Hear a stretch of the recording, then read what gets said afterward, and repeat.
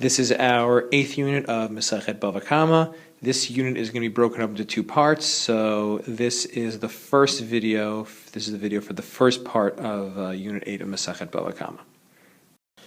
Okay, this Gemara begins on Chavav Amud Bet, a little bit farther down from where we were on the same exact Amud. We were the same place we had been before. If you go down and skip a little bit to line 30, you will find where our unit begins. It starts with Ve'amar Rabba. Okay, we have Rabba again giving another scenario, and it goes down to Psuke Mafsake Girei, about 7 lines down or so.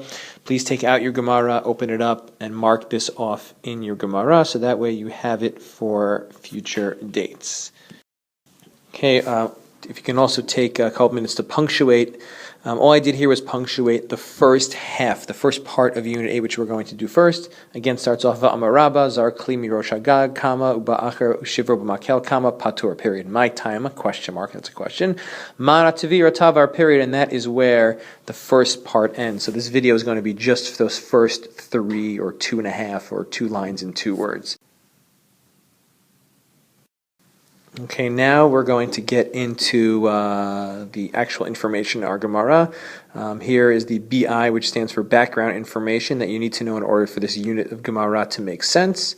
Please start writing on the first page at the top of the page 1 of your packet. The first phrase that we have here is not Gemara, but Grama. Grama is an action that allows damage to happen. Okay? Anytime you do something where you're not actually actively doing damage, but the damage is being caused by an action that you do to allow it. Okay, so for example, if you're having a catch with somebody, and you're standing outside and you're throwing a baseball back and forth, and someone throws the ball to you, and you're standing in front of a window, and you decide, you know what, this time I'm just going to move out of the way and let the ball keep going. So you step out of the way as the ball is coming to you, they threw it to you expecting you to catch it, you step out of the way and the ball smashes through a window. So in that case, you didn't actively break the window, you were not the one who threw the ball, but you did an action by stepping out of the way, and you stepping out of the way caused and allowed that damage to happen. So it's kind of like it's your fault, but you didn't actually actively do the damage, you were goreim. Goreim means to cause it indirectly. So that's grama. This actually also applies on Shabbat as well. Let's say, for example, someone lit a fire, and you poured water around it, so that when the fire reaches it, it will go out. So you caused the chilul Shabbat to happen. You caused the putting out the putting out of the fire, but you didn't actually You didn't actually put the fire out. Setting a timer on a light, that's grama. The action that you're doing is setting the timer, and that allows, in this case it's not damage to happen, but it allows chilul Shabbat, the lights going on to happen. Now, so again, in this case, our grama is not causing lights going on Shabbat, but it's causing damage to happen. You step out of the way, and you stepping out of the way causes that window to break. The next phrase that we have is the phrase patur b'yedei adam chayav b'yedei shamayim, and that's a situation where you don't have to pay, okay, but it is held against you. Okay, I apologize for the sloppiness there, so I'll just read it over. I'll read it over again. It says, you don't have to pay, but it is held against you. Where is it held against you? Bidei shamayim, in heaven, by God. So sometimes you might be patur to pay for something. You might not have to pay, but you still did something wrong. You're still going to be, so to speak, punished for it. Just in this world, our laws in terms of damages don't require you to pay. We're going to see a situation that's like that. And this is all information. The last phrase here, my tama, is a Gemara term. And my tama literally means, what's the reason? Okay, when the Gemara wants to know the reason for a certain halakha, it'll say my tama. What's my tama? What's the reason? My means what, ta'am is the reason. Please write these definitions in, and then we will move on to the Gemara itself. Okay, now let's look at the Gemara itself. Just like in our previous Gemara, we are starting off with a certain situation, and we're trying to figure out what the halacha is. In this case, though, we're not going to end up going through 5 different areas of halacha. It's just one halacha in relation to damages. All we're talking about now is nezek, damage. The Amar Rabba, Rabba also says, Zara kli mirosh hagag, uba acher v'shivro b'makel. If you threw a kli, an object, from the top of a roof, uba acher, and someone came, v'shivro, and broke it b'makel with a stick. That's our halacha. So again, person number one is standing on the roof, throws off an object. Someone else is standing on the ground near the building, and before the object hits the ground, smashes. Person number two smashes it with a stick, breaks it in half into a million pieces before it has a chance to hit the ground. So the question is, what's the halacha in that situation? So this is a very straightforward Gemara. The Gemara starts off with, again, the scenario that we just went through, tells us the halacha, patur, asks my taima, what's the reason, and gives an answer. Mana tavira tavar is the Gemara's answer. And if you take a couple of seconds, you might be able to figure out the answer by yourself.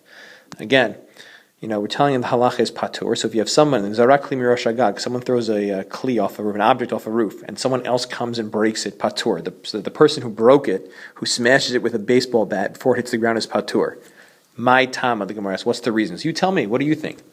Right? What do you think the reason would be? Why would the person who breaks it with a baseball bat be patur, not have to pay? Didn't they just smash something to a million pieces?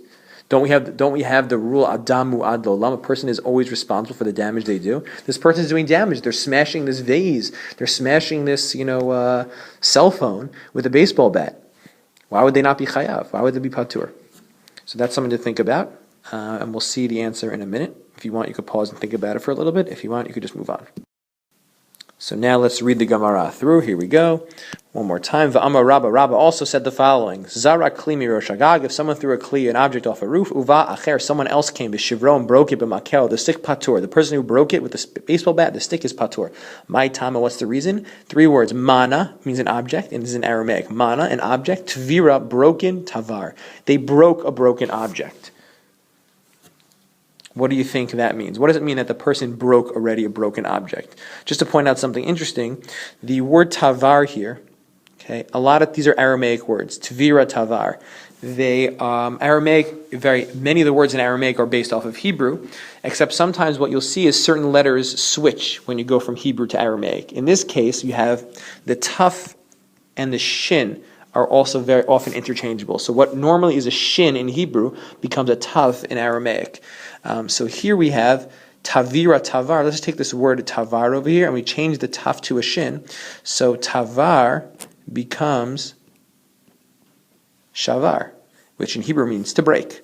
So again, what was the Gemara's answer for why the person who smashes it with the baseball bat is patur? Mana tavira tavar, an object which is broken, shavar, tavar, they broke. So the person down there broke a broken object. Let's look at Rashi and see how he explains this. Okay, so the Rashis we're going to look at are over here is the Rashi Zarak and the Rashi Patur. So Rashi says, let's look at Rashi Patur first. Patur, why is the person who broke it? Zesh shivro b'makel. This person who broke it with the stick is Patur. Why? Kodem shvirata. So let's read it again. I'm sorry. Patur zesh shivro b'makel kodem shvirata. Right? This person who broke it with a stick before it actually broke on the ground is patur from paying. Why? Share sofa li shaver. It was going to break anyway. So that's what it means. Since the object, when it was thrown off the roof, it was going to hit the ground and break anyway. So the person who came along with the baseball bat or the stick and hit it didn't do anything different. Therefore, they are patur because it was going to break anyway. They broke something that was broken. So they're not considered to be the one who did the damage. So now we understand the reason for that. One other thing in Rashi, and we're going to discuss this as a class, is let's look at the Rashi before that. Zarak. Who was the one who threw the object? So Rashi says, Baal HaKli, the owner of the object, threw Kli at his object, Merosh Hagag, from off the top of the roof. So the question we're going to ask ourselves is why? Why does Rashi feel the need to say that the person who threw the object off the roof was the owner? What if it's anybody? The bottom line is, no matter who threw the object off the roof, if the person waiting at the bottom smashed it, so that person should be patur because it was going to break anyway, no matter what. Why does it matter who the person who threw the object was? But at the end of the day, why is this person patur? Zeh sheshivro b'makel. Why? Kodem shivirata, before it broke. Why? Shahare sofo, these 3 words. Shahare sofo li shaver. It was going to break anyway. And in the words of the Gemara, we're mana tavira tavar. He or she broke a broken object. Okay, and now that we have gone through the Gemara once, please make sure that you have pages 1 and 2 filled out from your handout. If you need to fill in if you want to look for a place to need help to fill out the translation, again, you can go back a couple minutes in the video where I read through the Gemara and you can use that to fill out your chart.